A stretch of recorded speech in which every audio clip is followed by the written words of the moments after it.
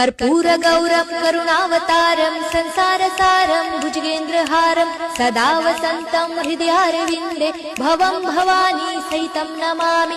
मन्दारमाला कलितालकाये कपालमालं दितसुन्दराय दिव्याम्बराय च दिगम्बराय नमः शिवाय च नमः शिवाय।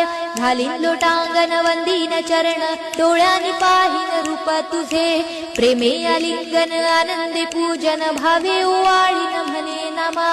त्वमेव माता पिता त्वमेव बंधु सखा त्वमेव विद्या द्रविणं त्वमेव सर्वं मम देव कायेन वाचा मनसेन्द्रियर्वा बुद्ध्यात्मना वा प्रकृति स्वभावात् करोमि यज्ञं सकलं परस्मै नारायणायति समर्पयामि।